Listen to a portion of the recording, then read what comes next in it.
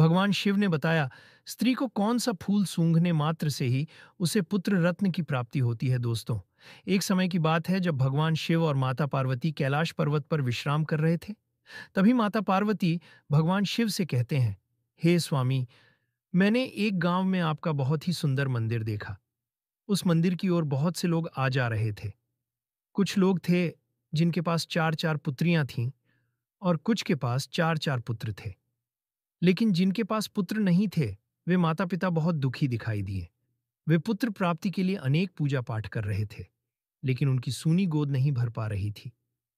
मुझे समझ नहीं आता कि ऐसे माता पिता जिनके पास पुत्र नहीं है, उनकी गोद कैसे भर सकती है और किस प्रकार से उन्हें पुत्र की प्राप्ति हो सकती है। दोस्तों, यह सुनकर भगवान शिव मुस्कुराए और बोले, हे देवी पार्वती, मैं तुम्हें एक ऐसे फूल के बारे में बताने जा रहा हूं जिसके मात्र सूंघने से ही पुत्र की प्राप्ति हो जाती है। तब माता पार्वती अचंभित होकर बोली, हे प्रभु, कृपया मुझे उस फूल के बारे में शीघ्र ही बताइए। वह कौन सा फूल है जिसके सूंघने से पुत्र की प्राप्ति होती है और उसे किस प्रकार प्राप्त करना चाहिए। तब भगवान शिव कहते हैं, हे पार्वती, मैं तुम्हें उस फूल के बारे में विस्तार से एक कथा के माध्यम से सुनाने वाला हूं, इसलिए इस कथा को पूरे से सुनो। और जो भी महिलाएं इस कथा को पूरा सुनता है, उसे पुत्र प्राप्ति के लिए कभी चिंतित नहीं रहना पड़ेगा। इसलिए आप सभी भी इस कथा को पूरा सुने। उससे पहले यदि इस चैनल धार्मिक ज्ञान पर नए हैं, तो चैनल को सब्सक्राइब कर वीडियो को लाइक एवं शेयर जरूर करें। दोस्तों, फिर कथा को सुनाना प्रारंभ करते हैं। दोस्तों, एक बार की बात है, एक किसान था जिसकी 6 बेटियां थीं। 5 बेटियों की शादी हो चुकी थी और उन सबको केवल बेटियां ही हुई थीं। किसी को भी पुत्र नहीं हुआ था। किसान इस बात को लेकर बहुत चिंतित था कि उसकी सभी बेटियों को पुत्र नहीं हुआ और उसे डर था कि उसकी छठी बेटी को भी पुत्र नहीं होगा। उसकी छठी बेटी अभी अविवाहित थी और माता पार्वती एवं शिवजी की बड़ी भक्त थी। किसान की चिंता बढ़ती जा रही थी कि अगर उसकी छठी बेटी को भी पुत्र नहीं हुआ तो समाज में लोग क्या कहेंगे और वह कैसे अपनी इज्जत बचाएगा। इसके अलावा किसान को इस बात का भी दुख था कि उसे स्वयं भी पुत्र नहीं हुआ और उसकी 5 बेटियों को भी।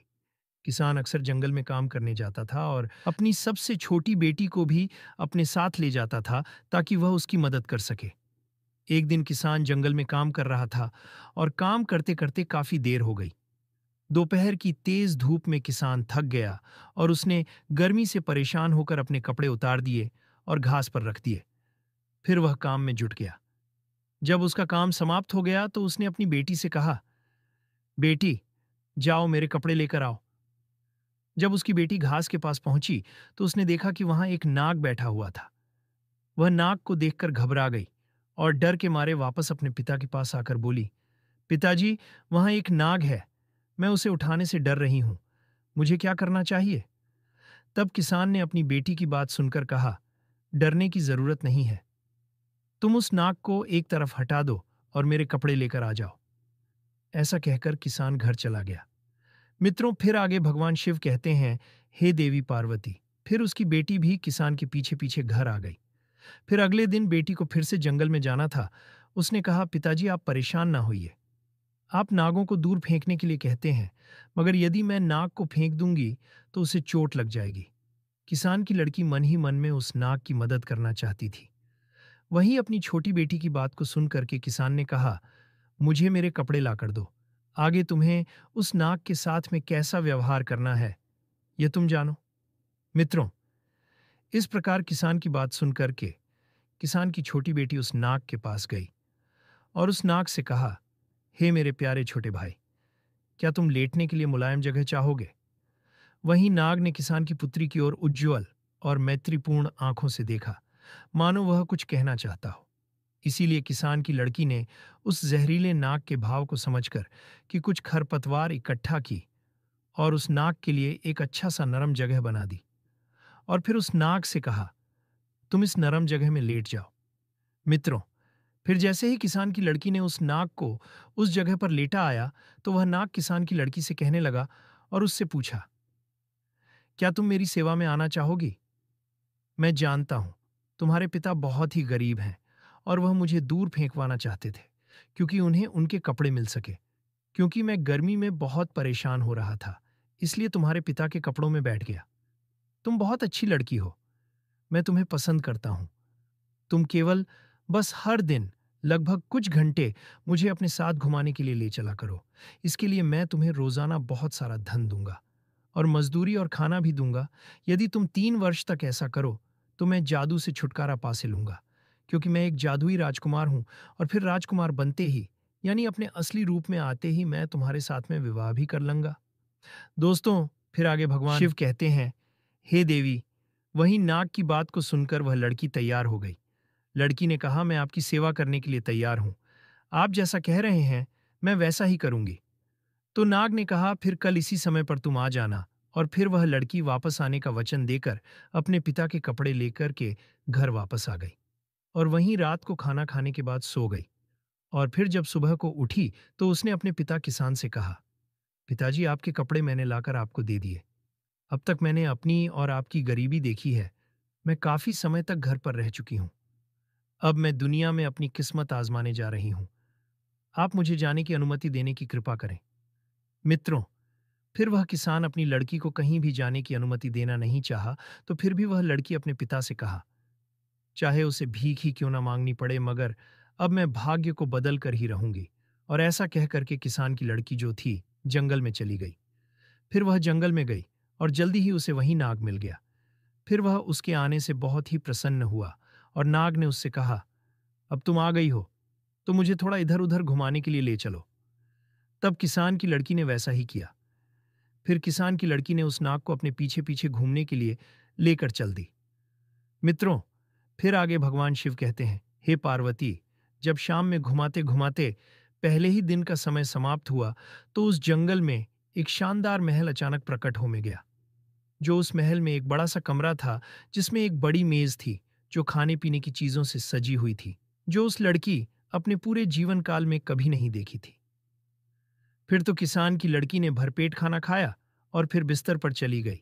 और फिर रोजाना हर दिन वह 1-2 घंटे के लिए उस नाग को अपने साथ रखती थी और फिर महल में जाती थी, जहां उसके लिए सब कुछ तैयार किया जाता था और जहां उसके लिए शानदार व्यवस्था की जाती थी। मित्रों, फिर आगे भगवान शिव कहते हैं, हे पार्वती, इस प्रकार धीरे धीरे 1 वर्ष बीत जाने के बाद में किसान की लड़की ने उस नाग से अपने पिता से मिलने की अनुमति मांगी।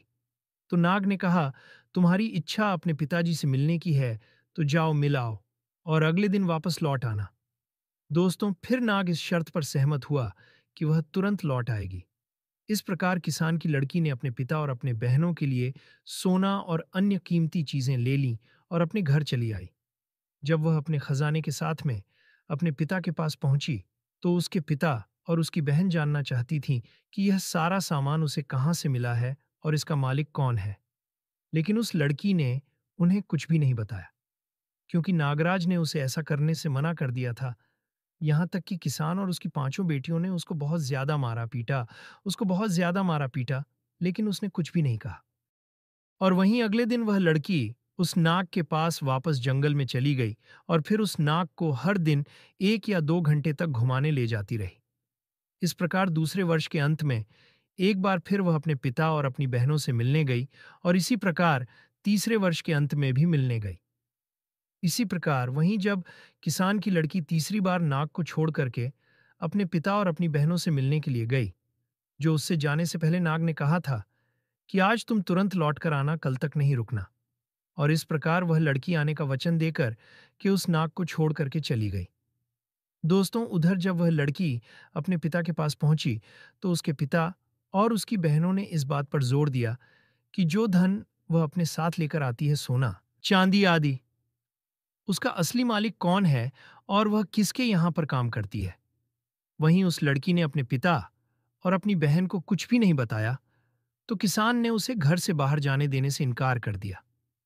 तब वहीं किसान की बेटी ने किसी तरह से अपने आप को बाहर जाने का रास्ता निकाल लिया। आखिरकार उसने जोर लगा करके खुद को अलग कर लिया। लेकिन जब तक वह जंगल में लौटी तब तक बहुत देर हो चुकी थी, क्योंकि नाग अब वहां पर नहीं था। दोस्तों, दुख की बात तो यह थी कि उसने हर जगह देखा, लेकिन वह महल भी वहां से गायब हो गया था, क्योंकि और नाग भी उस नाग के 3 वर्ष पूरे हो चुके थे और 3 वर्ष पूरे होने पर उसका जादू टूट चुका था और वह नाग वापस एक राजा के रूप में बदल गया था और फिर वह अपने राज्य को वापस चला गया था।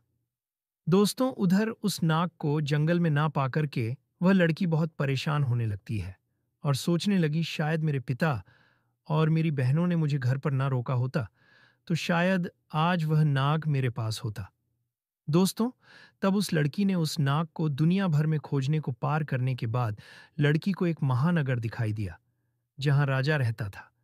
दोस्तों, ये वही नाग था जिसे लड़की खोज रही थी, लेकिन अब वह राजा बन चुका था और उसे लड़की की याद नहीं थी। राजा पहले से शादीशुदा था और उसकी एक खूबसूरत रानी भी थी।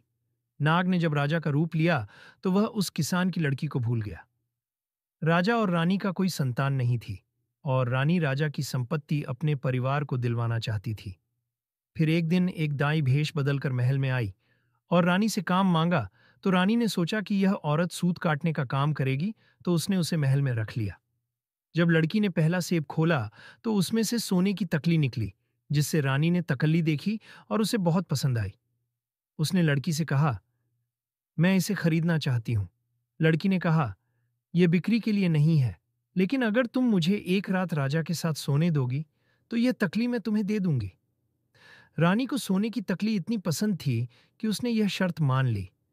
लेकिन जब रात हुई, रानी ने राजा को नींद की दवा खिला दी, जिससे राजा गहरी नींद में सो गया। और यहाँ अपनी पत्नी के साथ सुखपूर्वक जीवन बिता रहे हो दोस्तों, लेकिन राजा तो नींद में था और लड़की की बातें सुन नहीं सका क्योंकि रानी ने उसे दवा दे रखी थी ताकि वह कुछ न सुन सके। इस प्रकार से किसान की लड़की अपनी बात बोलती रही मगर राजा सोता रहा और उसको कोई जवाब नहीं दिया। किसान की लड़की यही सोचती रही कि राजा मेरी बात को सुन रहा है लेकिन कोई जवाब नहीं दे रहा। दोस्तों, इस प्रकार राजा से बात करते करते सुबह हो गई और फिर रानी आए और फिर किसान की लड़की को राजा के शयन कक्ष से बाहर ले गई। राजा इतनी गहरी नींद में था कि उसे कुछ भी समझ नहीं आया। दोस्तों, फिर भगवान शिव कहते हैं, हे पार्वती, इस प्रकार किसान की लड़की ने दुखी होकर दूसरा सेब लिया, उसे तोड़ा और उसमें से सुनहरे धागे की रील निकाल ली। फिर जब रानी ने उस रील को देखा तो उसने उसकी बहुत प्रशंसा की और लड़की से उसे बेचने के लिए कहा। वहीं किसान की लड़की ने रानी से फिर कहा वह एक बार फिर राजा से उसकी मुलाकात शाम को करवा दे तो उसको सुनहरे धागे की रील दे देगी। वहीं रानी ने वचन दिया और सब कुछ पहली रात की तरह ही हुआ। राजा नींद की दवा खाने की वजह से गहरी नींद में सो रहा था, क्योंकि रानी ने दूसरी रात भी राजा को नींद की दवा खिला दी थी और उस दवा से इतनी गहरी नींद राजा को आई कि कोई भी रोना धोना या शिकायत राजा को जगा नहीं सकती थी। हालांकि राजा के एक सेवक ने रानी को राजा के शयन कक्ष में चरखा लाते हुए देखा था और इसीलिए वह राजा का जो सेवक था वह राजा के शयन कक्ष के बाहर चुपचाप खड़ा हो गया और उसने रेशम काटने वाली की सारी बात सुनी और फिर अगले दिन उसने राजा को सब कुछ बताया जो उसने देखा और सुना था।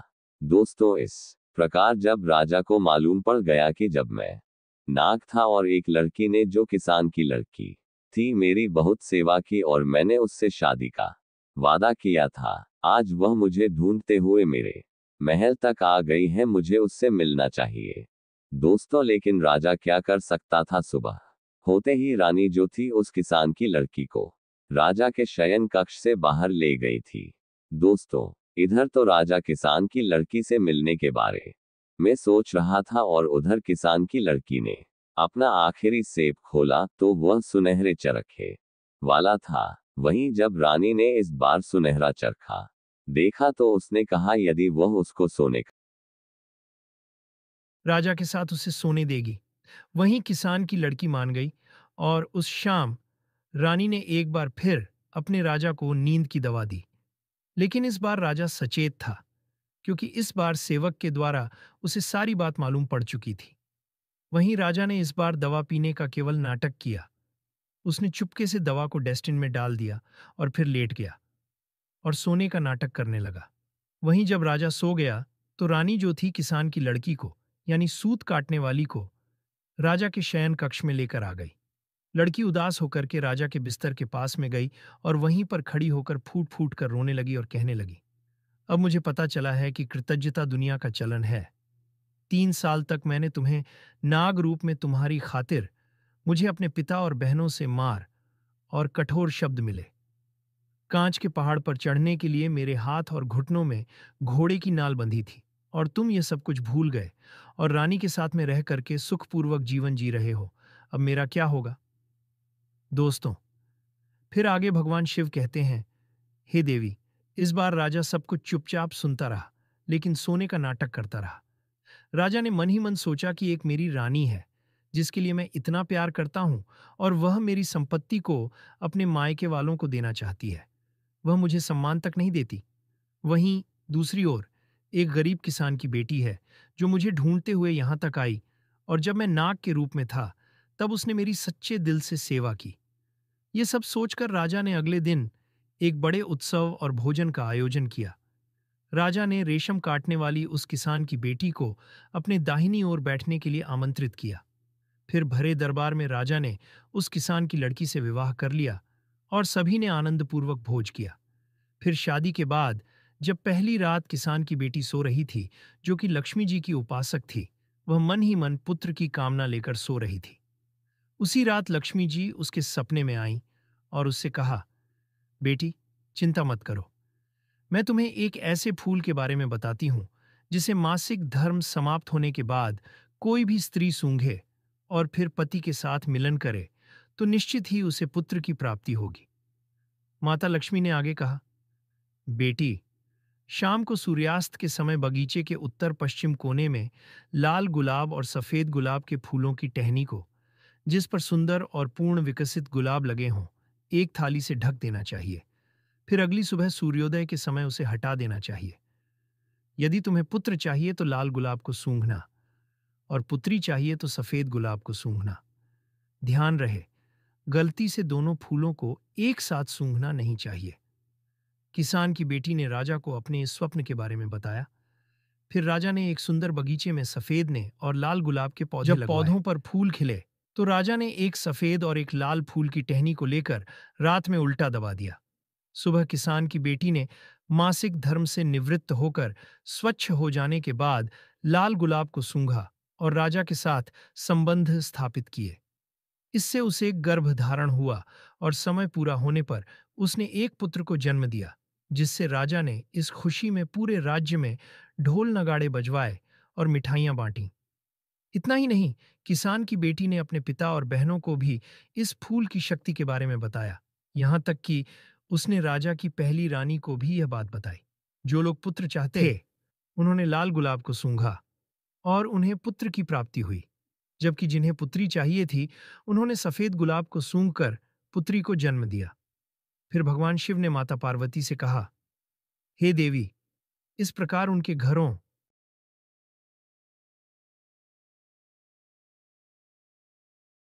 में सबके जीवन में सुख समृद्धि आ गई और सभी को संतान की प्राप्ति हुई और उनका परिवार खुशियों से भर गया।